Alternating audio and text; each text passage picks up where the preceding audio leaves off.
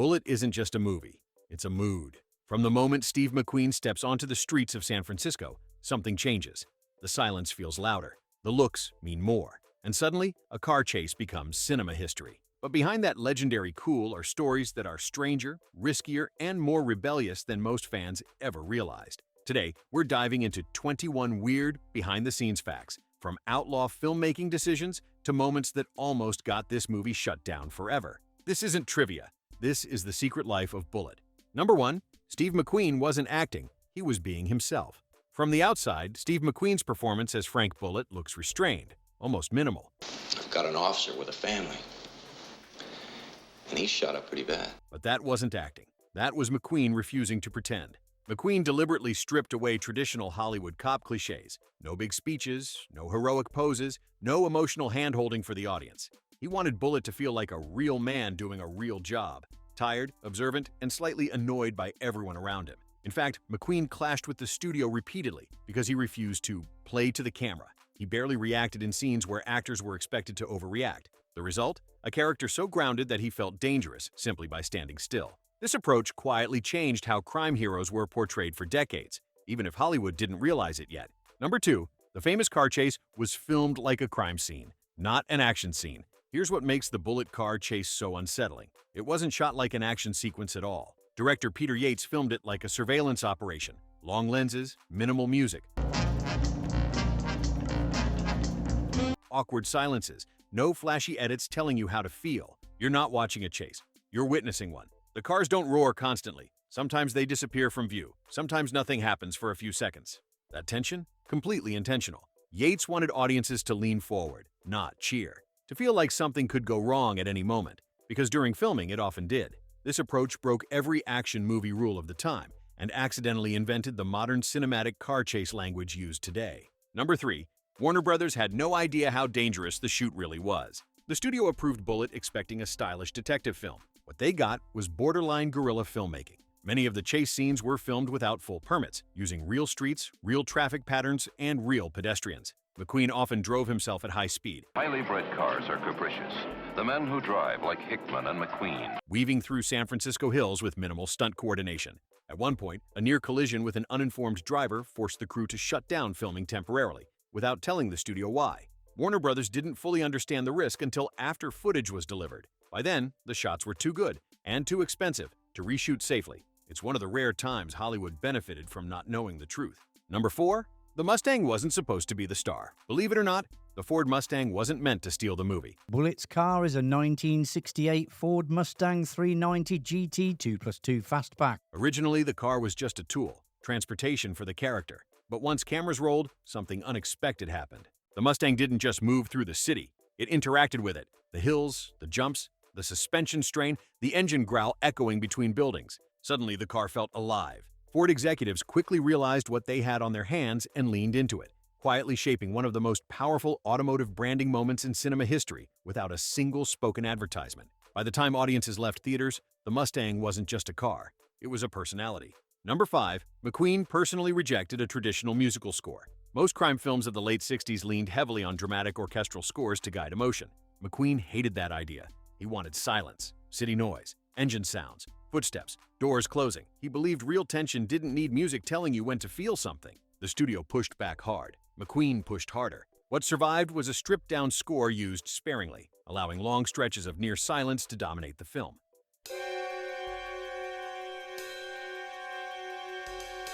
This made audiences uncomfortable in a way Hollywood rarely allowed. But that discomfort is exactly why Bullitt still feels modern. It trusts the viewer, and silence becomes its sharpest weapon. Number 6. One chase mistake became an iconic detail. If you've watched Bullitt closely, you may have noticed something odd. During the famous chase, the green Mustang passes the same Volkswagen Beetle multiple times, a clear continuity error. Normally, this would be a reshoot. Instead, the mistake stayed. Why? Because the chase felt too real to interrupt. The repetition unintentionally reinforced the sense of chaos, like time and space were blurring under pressure. Audiences didn't notice the error at first, but decades later it became a badge of authenticity, proof that the scene wasn't over-engineered. Sometimes perfection ruins tension. Bullitt survived because it didn't chase perfection. Number 7. Bullitt changed how cool looked on screen. Before Bullitt, movie cool was polished, controlled, slightly theatrical. McQueen shattered that image. His wardrobe was intentionally plain, his body language was minimal, his emotions stayed buried. Before, I've got him downstairs under a John Doe. No explanations, no apologies. This version of cool, quiet, observant, detached, influenced generations of characters from Dirty Harry to modern anti-heroes. Bullitt didn't talk much. He watched, and audiences leaned in because of it. If you're enjoying this deep dive so far, make sure to like the video and subscribe. We tell these stories the way they were meant to be told. Slow burns, hidden details, and moments Hollywood never advertised. Number 8. Bullitt barely talks, because the script was quietly rewritten on set. One of the strangest truths about Bullitt is how much of the dialogue simply vanished. Steve McQueen was notorious for trimming scripts, but on Bullitt, he took it further. During filming, entire lines were cut mid-scene, sometimes without informing other actors. If a moment felt too explanatory, McQueen removed it. The result is a film where characters often communicate through looks, pauses, and silence, rather than words. Bullitt doesn't explain himself because McQueen believed real professionals don't. This wasn't accidental minimalism. It was a calculated rebellion against Hollywood's fear of quiet moments. Ironically, what executives feared would confuse audiences became one of the movie's most praised qualities, making viewers feel smarter for keeping up. Number 9. The hospital scene was designed to feel emotionally empty on purpose. The hospital sequence is cold, clinical, almost uncomfortable. That wasn't a flaw. It was philosophy. McQueen and director Peter Yates wanted death in Bullitt to feel unromantic. No swelling music, no dramatic last words, just fluorescent lights, tired doctors, and procedural detachment. Bullitt doesn't mourn publicly. He observes. Doctor, I need your help. What is it? This emotional restraint shocked audiences in 1968 who were used to crime films turning death into spectacle. Instead, Bullitt treated violence as something that drains meaning rather than creates it. That decision quietly aligned the film with a new cultural shift, a growing distrust of glamorized authority and heroic narratives during the late 60s. Number 10. The villains were intentionally forgettable, and that was the point. Most crime films give their antagonists charisma. Bullitt does the opposite. The killers are vague, almost anonymous. They don't deliver monologues or define grand motivations. Why? Because McQueen didn't want audiences distracted by interesting bad guys. To him, evil wasn't theatrical. It was efficient and dull. This makes the chase and eventual confrontations feel disturbingly real. There's no satisfaction in facing them, only necessity. By refusing to humanize the villains, Bullitt shifts focus inward, toward Bullitt himself and the moral weight of the job. It's an unsettling choice, and one Hollywood rarely repeats, because it denies the audience emotional closure. Number 11. The film's ending was considered too empty by studio executives. The ending of Bullitt famously avoids triumph. No victory speech, no applause, no emotional release. Bullitt walks away quieter than when he started. Studio executives hated this. They wanted reassurance. They wanted meaning spelled out. McQueen refused. He argued that the job doesn't change the man. It only exposes him. Test audiences were divided. Some felt unsatisfied. Others felt haunted. That haunting quality is exactly why the ending endures. Instead of closure, Bullitt leaves a feeling, one that lingers long after the credits roll. Number 12. McQueen treated Bullitt like a Western gunslinger without a horse. Strip away the city, and Bullitt plays like a modern Western. Bullitt is the lone professional, detached from bureaucracy, distrustful of authority, loyal only to his own code. McQueen consciously modeled Bullitt after classic Western heroes, men who speak little, move carefully, and act decisively. Get Del Getty and you and the patrolman cover the lobby. Okay. The Mustang becomes his horse. The city streets replace dusty trails. This framing helped audiences subconsciously understand the character without exposition. You don't need to be told who Bullitt is. You recognize him. That archetype quietly influenced decades of urban crime films that followed. Number 13. The apartment scene reveals more than the script ever says. Bullitt's apartment is sparse, clean, almost sterile. This was not set dressing convenience. It was character psychology. McQueen personally insisted on removing decorative elements. No personal photos, no warmth, no clutter. Bullitt lives like a man ready to leave at any moment. The brief domestic moments feel temporary, like a visitor passing through his own life. That emotional distance explains why Bullitt connects more easily to his work than to people. It's visual storytelling at its most subtle and most revealing. Number 14. Bullitt was never meant to become a franchise, and McQueen made sure of it. After the film's success, the studio immediately pushed for sequels. More cases, more chases, more Bullitt. McQueen shut it down. He believed Bullitt worked precisely because it didn't overstay its welcome. Turning him into a recurring hero would soften the edges and expose the mystery. By refusing sequels, McQueen preserved Bullitt as a moment in time rather than a product. Slickest, most thrilling action classics of the 1960s, Bullitt. That restraint is rare and almost unthinkable by today's standards. Sometimes legacy survives because someone knew when to stop. If you appreciate films that trust silence, character, and atmosphere, subscribe. This channel is built for viewers who notice what most people miss. Number 15. Bullitt quietly reflected America's growing distrust of authority. Released in 1968, Bullitt arrived at a moment when audiences were losing faith in institutions. Bullitt was more than just box office success, it was a cultural moment. Police in classic Hollywood films were once symbols of order and reassurance. Bullitt is something else entirely. He clashes with politicians, he avoids press attention, he operates outside bureaucratic comfort, and most importantly, he doesn't trust the system he works for. That tension mirrored a real-world shift in public consciousness during the late 60s, when authority figures were no longer automatically seen as heroes. Bullitt never announces this theme out loud. It simply lets you feel it. That quiet realism made the film resonate far beyond its genre, even if viewers couldn't immediately explain why. Number 16. Jacqueline Bisset's character was intentionally underwritten.